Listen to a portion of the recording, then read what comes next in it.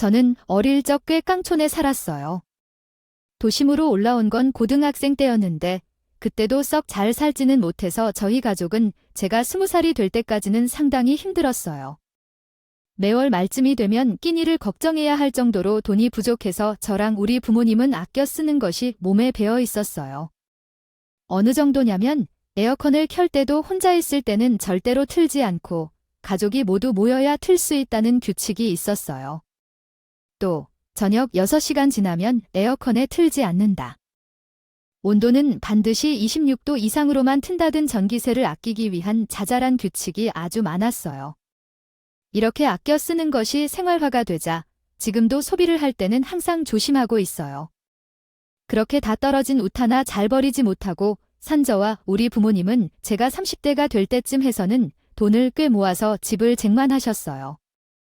그동안 돈을 열심히 아끼며 살아온 결과여서 우리 가족 모두 얼마나 기뻐했는지 모르겠어요. 저도 일을 하면서 돈을 모았기 때문에 30대를 좀 넘어선 후로는 현금으로 가지고 있는 돈이 꽤 많이 되어요. 다른 사람들만큼 누리지는 못했지만 남들보다 조건이 안 좋았던 것에 비해 모은 것이 많아서 나름대로 기쁨을 느꼈어요. 당시 정말 뿌듯했어요.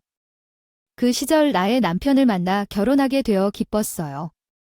하지만 처음 남편이 나에게 관심을 가진 계획이 조금 우습겼어요. 우리가 처음 만난 것은 친구들이 만난 자리에서였어요. 그때는 서로 아는 사이는 아니었지만 자리가 헤어질 때쯤 남편이 냅킨을 챙겨가는 나를 보고 말을 걸었어요. 아까 테이블 위에 남아있던 냅킨을 챙긴 거예요? 아, 정말 알뜰하시네요. 요즘 이런 사람 별로 없는데 신기하네요. 그렇죠. 이미 받은 냅킨을 다시 돌려주기는 애매한데 버리고 나오면 아깝잖아요. 집에 가서 쓰면 유용할 테니까요. 와, 나는 그렇게 알뜰하게 살려고 해도 안 되던데. 진짜 멋있어요. 처음에는 약간 놀리는 말인 줄 알았어요. 가족이 가난해서 평생 그렇게 살아왔기 때문에 때로는 궁상을 맞아볼까 봐 신경 썼거든요. 그래도 멋있다고 하니까 진심한가 의심이 들었어요. 하지만 남편은 그 이후로도 친구들과 만날 때마다 나를 관찰하다가 알뜰한 행동을 볼 때마다 신기해하며 말을 걸어왔어요. 결국 우리는 친해지고 사귀게 되었어요. 사귄 뒤에도 남편은 나가 중고거래를 적극적으로 하는 것을 보고는 신기해하며 얘기해요. 그렇지만 시간이 지날수록 남편의 소비 습관은 더욱 심해졌어요. 남편은 자신이 원하는 물건을 사기 위해 더 많은 돈을 써야 한다는 건 생각도 안 하는 것 같았어요. 남편이 원하는 것을 사는 것에 대해 논의해보려고 할 때마다 남편은 이유를 대면서 반대하지 않아요. 그래서 결국 저는 항상 양보하게 되고 점점 더 속상해지기 시작했어요. 결국 집에 미화 제품이 자꾸 모이고 비싼 의류와 액세서리도 늘어나는데 그것들을 보면서 제게 소비 습관을 되돌아보게 되기도 했어요. 남편을 이해하려고 노력했지만 결국 마음에 걸리는 부분이 많았어요. 결혼 이후 우리 부부는 가족회의를 열어서 이런 문제를 해결해보기로 했어요. 그리고 서로 가진 생각을 솔직하게 털고 나서면서 서로의 의견을 존중하기로 했어요. 그런데 이것이 오히려 촉발제가 되어 우리 부부 사이의 마찰이 더 심해지기 시작했어요. 서로의 가치관과 소비 습관이 달라서 서로 맞추기 어려워진 건 직감했지만 믿었던 만큼 실망도 크게 받았어요. 결국 이 문제들을 호소하고 있는 모습이 마치 서로 다른 별에서 온 것처럼 느껴졌어야 하지만 결국 우리는 이 문제들을 해결하기 위해 서로의 의견을 존중하고 조절해가며 함께 성장하고자 노력했어요. 결국 해결책을 찾아내고 긍정적인 방향으로 나아가게 됐어요. 함께 이 문제를 해결하기 위해 매번 대화하고 솔직해지는 것이 중요하다는 것을 깨달았어요. 우리 부부는 서로를 이해하고 지지해주며 함께 성장하고자 노력하면서 더욱 더 강한 연인으로 성장하게 되었어요. 결국 우리는 친해지고 사귀게 되었어요. 사귄 뒤에도 남편은 나가 중고거래를 적극적으로 하는 것을 보고는 신기해하며 얘기해요. 충돌이 잦아지면서 결국은 서로의 관점과 가치관이 엇갈려 가졌던 것이었죠. 결혼 초반에는 잘 사는 것을 좋아하는 남편과 알뜰하게 살려는 저의 차별화가 충돌을 일으켰습니다. 몇 년이 지나고 나니 남편은 더욱 돈을 쓰는 경향이 강해졌고 이는 우리의 관계에 긍정적인 변화를 가져오지 않았습니다. 돈을 아끼는 것에 대한 노력이 있었지만 습관적인 부분은 쉽게 바뀌지 않았죠. 남편이 돈을 모으지 않고 소비하는 것에 대해 저의 불편함은 계속해서 충돌을 유발했습니다. 이에 대한 대화가 이루어지지 않고 갈등만 증폭되면서 결국은 서로의 이야기를 듣지 않고 이야기하는 것조차 꺼리는 상황에 이르렀습니다. 시어머니와의 갈등이 있는 일이었습니다. 그녀는 남편처럼 돈을 낭비하는 것에 대해 불만을 품고 있었고 저를 짠순이라고 비난했습니다. 그러나 시어머니와 남편은 내가 돈을 조금만 쓰려고 할 때마다 낭비한다고 도배를 치는 등 갈등이 있었습니다.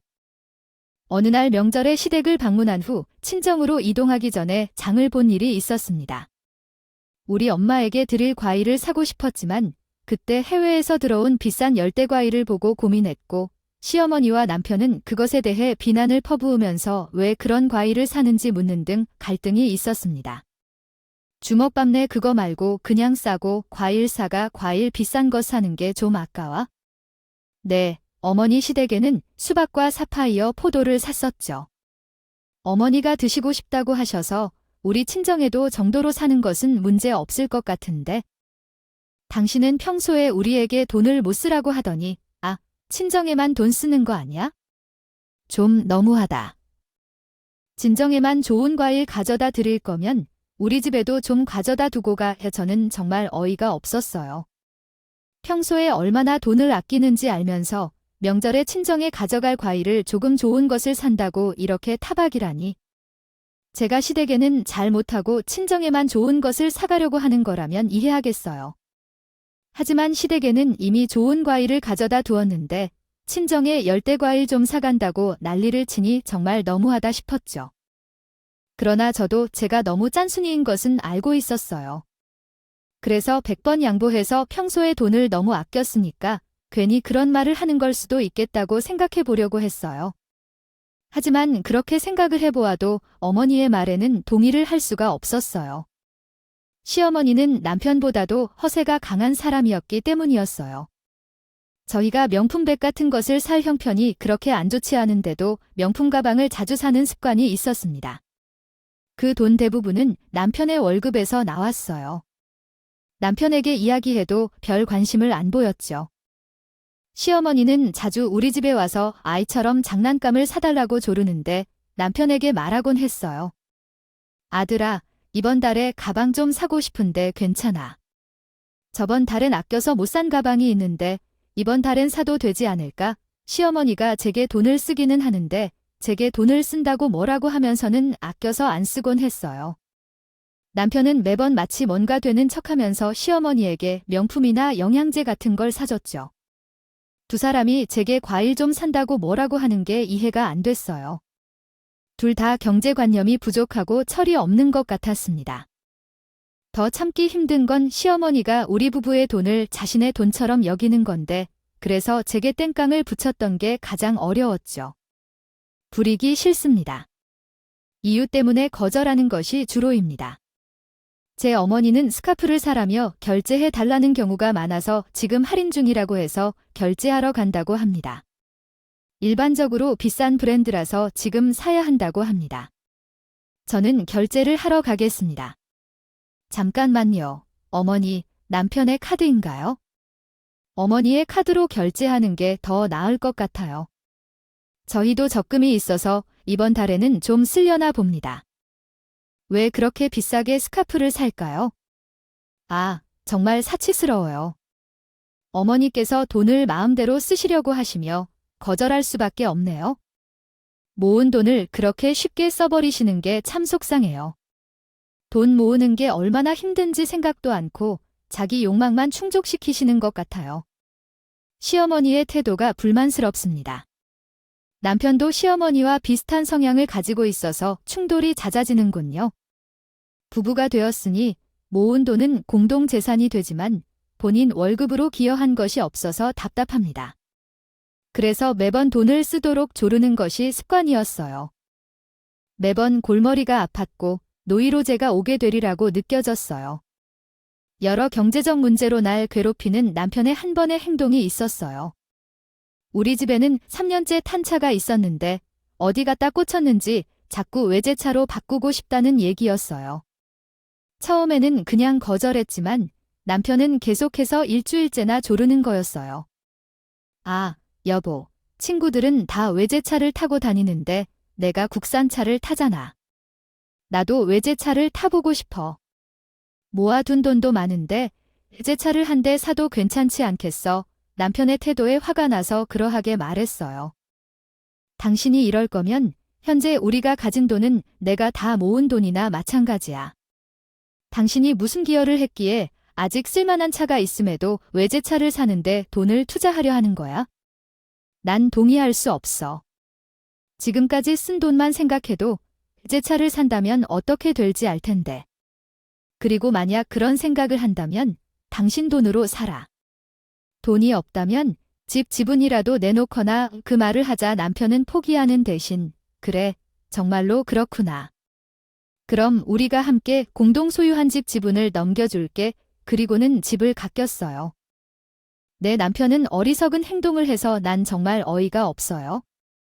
보통 집 지분을 빼서 외제차를 산다는 게 말도 안 되는 이야기였는데 남편이 계속해서 그런 생각에 시달리다 보니 나한테 맡겨달라고 해서 집 지분 현금을 줬어요. 그랬더니 남편은 기뻐해서 고마워. 외제차 사러 간다고 하더라고요. 외제차 사러 나갔는데 집 짓는 일은 다 나에게 맡기라고 했어요. 그렇게나 어리석은 남편은 진짜로 이해가 안 가요. 그때는 그냥 싫어서 집 지분 현금을 주고 집을 바꿨어요. 그렇게 거의 맹목적으로 행동하는 남편을 보면서 정말 신기해했어요. 경제적인 개념도 없고 어리석어서 자기 챙기기만 하는 것 같았어요. 그 당시에는 진짜로 불편해서 한동안 말도 안 했을 정도로요. 그냥 집을 명의로 전환시키고 어리석은 남편의 행동을 잊으려고 노력했어요. 하지만 때때로 남편의 행동이 생각나면 정말 화가 났어요.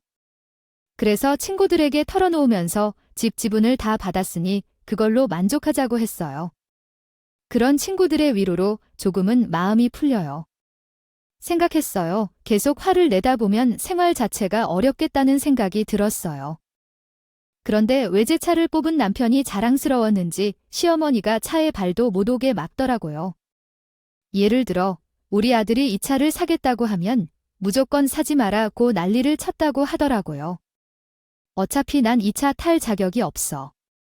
그래서 버스를 타고 오라며 우리 아들이 왜 제 차를 타고 가겠냐며 계속 남편에게 이야기했어요. 그러다 남편이 차를 운전하고 출발하려고 하니 시어머니는 돼, 너희들끼리 차를 타고 가냐? 얼마나 안 어울려 라며 놀랐대요. 이런 상황이 반복되다 보니 결국에는 다시 사라졌고 우리는 어느새 아이를 갖게 되었어요. 아이를 낳게 되면서 제 마음은 더 바쁘게 되었어요. 돈도 더 많이 들어가고 집도 더 넓혀야 하니 생각도 많아졌어요. 육아휴직을 하게 되었는데 그동안 수입이 없어도 괜찮도록 비용을 계획해뒀어요. 남편이 경제적으로 도움을 주지 않았기 때문에 혼자서 모든 것을 관리해야 했죠. 아이를 두고 태어나면 그거 사줄게 라는 남편의 말을 듣고 걱정이 더 많이 들었어요. 외제처럼 거의 흡수하기 나온다. 내 거랑 같은 차를 사서 둘이 타고 다니면 진짜 귀엽겠지 좋겠다. 우리 엄마는 시골에서 아직도 작은 가게를 하고 계세요. 그 옛날 수많은 일에 잡히는 대로 하다가 가게 자리를 잡고 지금까지 일을 하고 계셨어요. 그런데 이제 나이가 많으셔서 건강이 좋지 않으셔서 걱정이 됩니다.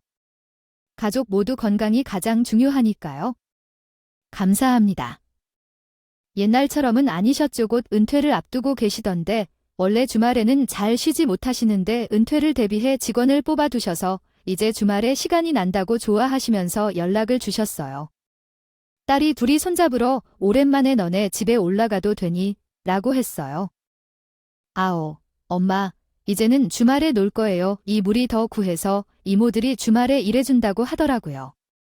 엄마도 주말에 처음 노는 기분이 드시다 보니까 말이에요.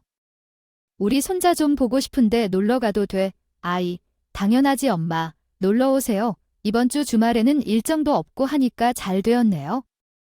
엄마가 좋아하는 닭볶음탕 끓여놓고 있을게요. 주말에 만나요. 그런데 아이를 낳고 나서 건망증이 생겼는지 자꾸 깜빡깜빡해서 주말에 있었던 선약을 깜빡했어요. 저보다 조금 일찍 아이를 낳았던 친구가 아기 용품을 물려주기로 해서 준비하고 있었는데 깜빡하고 있었어요. 급히 엄마에게 연락해서 말씀드렸어요. 엄마, 내가 아이 낳고 나니까 건망증이 생긴 것 같아. 이번 주말에 친구에게 아기용품 받아올 것이었거든. 지난달에 한 약속이라서 갑자기 취소하기도 너무 미안하고 오전 중에 다녀올게. 날이 덥니까 엄마는 오시는 대로 집에서 기다리세요. 죄송해요, 엄마. 아이고, 괜찮아. 원래 낳고 나면 한동안 그렇게 깜빡깜빡해. 조금만 기다리세요. 정말 죄송합니다. 엄마. 지니고 있는 말씀이 이해되지 않아요. 종료된 대화를 계속 진행하시겠습니까? 그러다가 급하게 일어났을 때 졸려서 낯선 전화번호로 걸었던 거였어요. 처음에 전화를 못 받아서 마지막 남편이 받았을 때 낮잠을 자고 있더니 낯선 전화번호로 전화가 왔다며 급하게 나가 기다려달라는 말을 해주었습니다. 저는 핸드폰을 통해 전화로 소통하는 동안 친구에게 졸려서 잘못 걸었다고 얘기를 했던 거였어요. 장모님께 문을 안 열어줘서 죄송합니다. 친구에게 사과하고 양해 구한 뒤 빨리 돈을 냈습니다. 전화통화에서 남편의 태도가 기묘해서 차 안에서 화가 치밀어 왔어요. 장모님이 오셨는데 졸립다고 조롱하는 태도에 충격받아 납부가 부끄러웠어요. 정말 이해할 수 없는 일이었지만 최대한 빨리 집에 가기로 했어요. 주말이라 차가 너무 막혀 2시간이나 걸렸어요. 엄마가 이미 4시간째 기다린 상태였습니다. 당황해서 바로 집으로 올라갔는데 엄마가 땅에 앉아 계셨어요. 정신이 없는 상태로 엄마 옆에 달려가 물을 주었어요. 엄마는 괜찮다고 하지만 충분히 힘들었음에도 기다려줘서 감사하다는 말을 전해드리고 싶었습니다. 진짜 대단하시네요. 이야기를 잘 적었어요. 아래는 한국어로 다시 적어보겠습니다. 진짜 미안해요. 일단 빨리 들어가 봐요. 다행히 엄마는 그냥 지친 것 같아서 다행이었지만 정말로 고생하신 모습이었어요. 그런 엄마를 보자마자 제가 남편과 시어머니에게 엄청 화가 났어요. 그래서 방범 체인이 있는 현관문을 벌컥 열었어요. 일어나 당장 들어가세요. 이게 뭔 짓이에요. 당장 문을 열어주세요. 제가 그렇게 소리쳐도 안에서는 반응이 없었어요. 그리고 언제 깼는지 모르게 아이가 우는 소리도 집안에서 들리고 있었어요. 남편과 같이 낮잠을 자고 일어난 것 같았어요. 아니, 아이가 온다면 왜 안 돌볼까요? 이에 화가 나서 현관문을 열고 닫으면서 쾅쾅 소리를 내며 소리쳤어요. 문을 당장 열어야 해요. 이게 무슨 일이에요? 아이가 왜 안 침착해? 낮잠 자는 것이 그렇게 중요한가요? 빨리 지금 문을 열어요. 그렇게 날 과해하자 남편과 시어머니가 잤던 모습으로 나와서 천천히 방범 체인을 풀었어요. 전 화가 나서 문이 열리자마자 들어가서 따질 생각이었어요. 남편과 시어머니를 따라 거실로 쿵쿵거리며 들어가 보니 집안은 에어컨이 너무 차게 틀린 것 같았어요. 시어머니와 남편은 에어컨을 너무 세게 틀어놓고 푹 자며 우리 엄마를 땅바닥에 내버려둔 모습이었어요. 나는 여러 면에서 화가 나 엄마를 안으로 모셔놓은 후 아이를 맡긴 채 시어머니와 남편에게 화를 냈습니다. 이게 어디서 볼 것 없는 일이죠? 오늘 우리 엄마가 올 거라고 했던 거 알잖아요. 문을 열어주기가 그렇게 어려운 일이라고요? 이 더위 속에서도 연로한 분을 밖에 서게 하고 아이가 오는데도 돌보지 않고 낮잠 자는 게 그렇게 중요한가요? 진짜 왜 일을 그렇게 하는 건가요? 남편은 들을 듯 말을 피하고 시어머니는 비웃으며 말했습니다. 야, 너무 화를 내지 마. 밖에서 잠깐 있던 게 어떻게 그리 큰 문제야? 사람들은 더위에 노출되는 걸 익숙해 하잖아. 이 정도면 괜찮지 뭐. 너한테 돈 쓴다고 지랄하더니 이제는 낮잠 자겠다 그래? 진짜 너 왜 그렇게 구두쇠야? 돈만 소중한 게 아니라 시간도 못 쓰게 하는 거 아닌가 봐. 그리고 애를 맡기고 혼자 나갔던 제게 나 몰래 우리를 향해 무슨 소리를 하는 거야 하는 시어머니의 말에 더 화가 나 기분이 상했습니다. 역시나 당신의 장모님도 그래요? 왜 그렇게 미사끈하게 앞에서 기다리고 계셨어? 제 엄마도 그럴 줄 알았어요. 하지만 그 둘은 전혀 사과하려는 생각이 없었어요. 오히려 제 엄마와 나를 비웃으며 참을 수 없이 화가 나왔습니다. 조금이라도 사과할 줄 알았는데 둘은 말할 줄 모른 채 우릴 비웃었죠. 이 소식들을 듣고 나니 정말 어디서부터 잘못됐을까 하는 생각이 들었어요. 시어머니와 남편은 자기들 마음대로 행동하려고 하고 내가 지적하는 것도 무시하고 비웃었어요. 심지어 엄마마마마마마마 무시도 하고 깔보기까지 해요. 이런 상황을 보니 더는 참을 수 없다는 결심이 들었어요. 결혼 생활은 서로 존중하는 것이 중요하다고 생각하는데 저는 그런 가치를 지키고 살아왔지만 이제는 힘들 것 같았어요. 남편은 돈을 펑펑 쓰고 제 의견을 무시하고 시어머니도 사치를 부리면서 우리 집의 돈을 마음대로 사용했어요. 이런 행동들은 정말 저를 어떻게 생각하는 걸까요? 게다가 남편은 계속해서 제게 발목을 잡고 욕을 하기 일쑤였죠. 어린이를 키우는 것 같아서 너무나 지쳤어요. 그리고 이런 남편을 대하는 게 점점 더 어려워졌어요. 더구나 앞으로 이런 사람들과 어디까지 할 수 있을지 걱정이 되었고 혼자 힘겨운 것을 생각하니 혼란스러웠어요. 그 순간 내게는 그동안 잊으려고 노력해온 선택지에 대한 확신이 생겼습니다. 남편과 시어머니가 제게 지나치게 힘든 상황을 만들 때마다 이혼이라는 생각이 머릿속에 떠올랐지만 그것을 무시해왔습니다. 그러나 그 순간 상황을 보고 제 선택이 옳았다고 확신할 수 있었습니다. 더는 나 혼자만 존중받으려고 살고 싶지 않았기 때문입니다. 그래서 제가 일부러 부동산에 전화를 걸었습니다. 아이가 커지면 집을 팔고 더 큰 곳으로 이사가고 싶다는 생각이었기 때문에 평소에 부동산 사장님과 친분이 있었습니다. 부동산 사장님은 이 동네에서 유명한 신뢰할 수 있는 사람이었고 우리 집을 살 만한 사람들을 알고 있다고 했습니다. 그래서 그 순간 전화를 걸었고 큰 소리로 상의했습니다. 네, 복덕방이죠. 제 집을 팔게요. 구매 원하는 사람이 있다고 하셨죠. 그 말을 하고 전화를 끊었을 때 시어머니와 남편은 깜짝 놀란 듯이 눈을 휘둥그렇게 뜨고 물었습니다. 아이야, 그게 무슨 소리야? 집을 판다고 처음 듣는 말인데 어떻게 된 거야? 내가 출산하기 전과 후에도 여러 차례 말했잖아. 집이 좁아서 이사하여 아이 방을 만들 수 있는 집으로 이사하자고. 그러나 기억이 안 나는 모양이야. 아, 그랬던가? 아유, 얼마나 말을 해도 그렇지 이렇게 갑자기 암호야? 난 상관없지만 나도 이 집에 지분이 있어. 내 애견은 물어보지도 않고 그냥 팔아버리는 거야? 남편의 생각 없이 이런 말에 나는 코웃음을 치면서 말했어. 뭔 소리야? 이 집은 당신이 외제차를 샀을 때 나에게 다 넘긴 거야. 이제 이 집은 내 단독 명의야. 그때 외제차 값이 당신의 지분 값이랑 같은 금액이었던 거 알지? 몰랐지? 이 집을 처분하는 건 명의자인 나가 결정할 일이야. 그리고 치사한데 그 외제차를 처음 뽑았을 때 아니 지금까지도 한 번도 안 태워줬잖아. 그럼 이 집은 내 건데 너희는 이 집에서 나가야 해. 그게 정말이야? 너 지분 다 넘겼어? 며느리가 이 집 주인인데 어쩌자고. 그랬어. 이 집 지분을 넘기면 어떡해.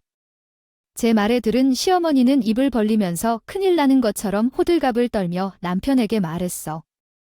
남편은 당연히 할 말이 없는 표정으로 뭔가 불만이 있는 듯이 어린아이 같은 표정을 하고 있었어. 나는 아주 꿀좋아하는 생각을 하면서 시어머니에게 타박을 드는 남편을 마냥 쳐다봤어. 그런 다음 안방으로 들어가서 캐리어 하나를 끌고 남편 앞으로 나왔어. 던져버리고 말했다. 하지만 더 중요한 일이 있다. 새 집에 당신 방은 없을 거야. 오늘 당신과 시어머니가 어떻게 행동하느냐에 따라 결혼 생활을 이어갈 것인지 결정할 것이다. 바로 짐을 싸서 이 집을 나가라. 당신은 이제 시어머니 댁으로 가서 살아라. 이 집은 내 것이다. 곧 이혼 소장을 작성해서 제출할 것이다. 앞으로는 법정에서 만나자.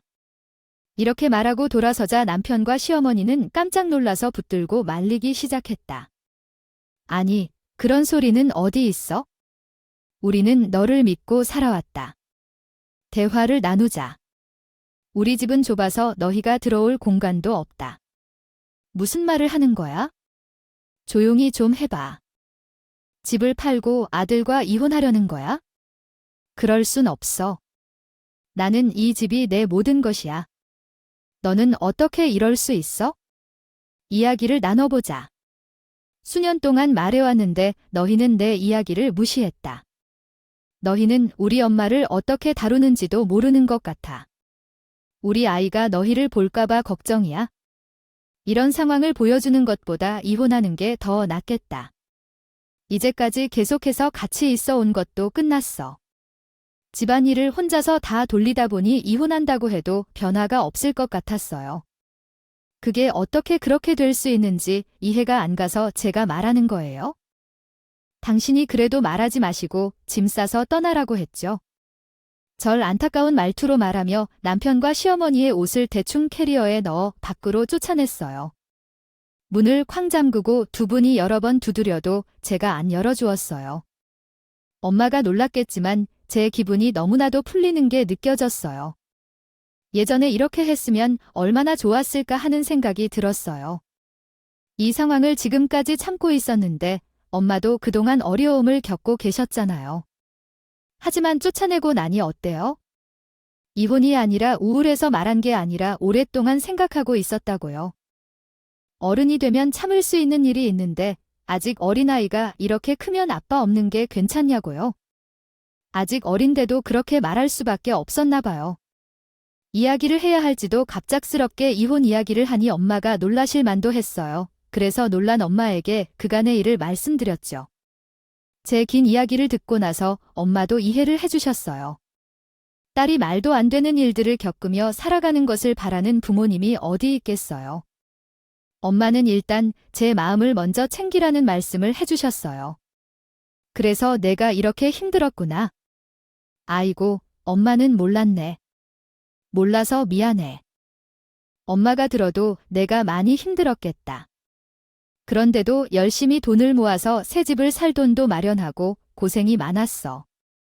엄마가 딸아니가 똑똑하게 잘 키웠네. 이리 와 안아줄게. 엄마는 마음을 고생한 딸을 안았어요.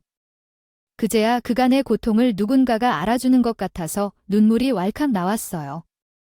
그렇게 엄마에게도 제 사정을 모두 알리고 나니 마음이 조금 편해졌어요. 그리고 그 후로 남편과 저는 별거하기로 결정했어요. 남편이 몇 차례 전화해서 다시 합치자고 했지만 저는 차갑게 거절했어요. 그 후에는 집을 팔고 대출을 조금 받아 더 큰 집으로 이사를 했어요. 양육의 도움을 받으며 친정엄마도 자주 와서 도와주기로 했어요.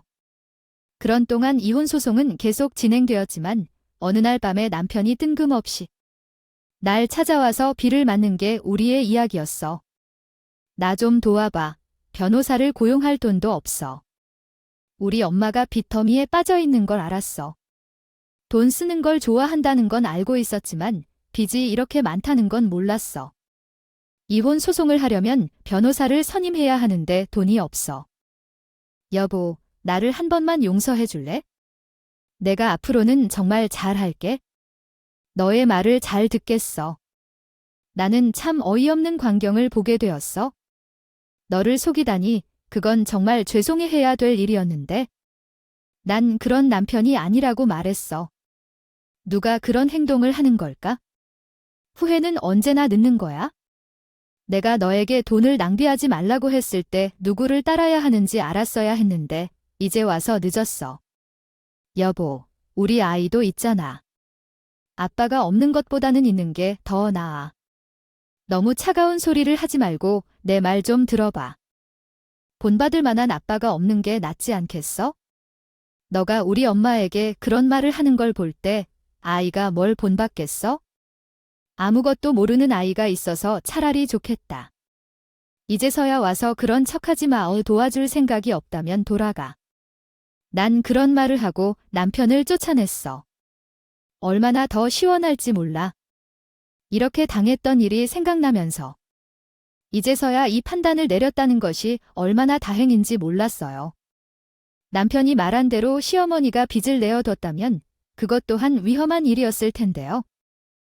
그동안 남편의 돈과 제 돈을 마음대로 쓰면서 더 쓰고 싶어서 빚을 냈다는 얘기니까요. 이제라도 갈라서 다행이에요. 그냥 살았다면 어땠을지 정말 위험해요. 제가 그 빚을 감당해야만 했다는 얘기이죠.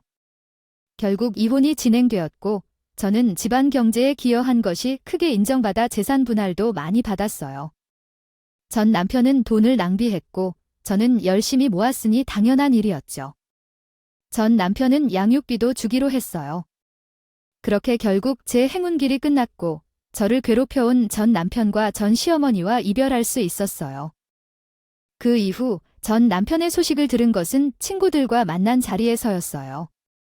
많은 시간이 흘렀지만 지금 생활은 다시 안정되어서 육아하면서 잘 지내고 있어요. 가족이 도와주러 오시기도 하고 정말 다행이에요.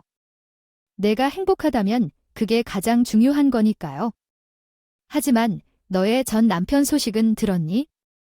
사실 한번 연락이 왔을 때 친구들이 제 얼굴을 보며 눈짓을 교환했어요. 궁금해져서 무슨 일인지 물었더니 오랜만에 연락하길래 잘 지내냐고 물어보았더니 갑자기 돈을 빌려달라고 하더라고요.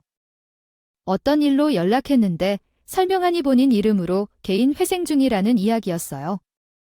그 돈은 사채로 끌어다 쓴 바람의 이자만 갚아도 허리가 휜다는 거라고 했어요. 이런 소리를 들으니 당연히 거절했고 그 뒤로도 다른 사람들에게 돈을 빌려달라고 하길래 거절했더랍니다. 이렇게까지 되었으면 깨달음이 온 것 같아요. 정신 차리고 발 돌리기에 다행입니다.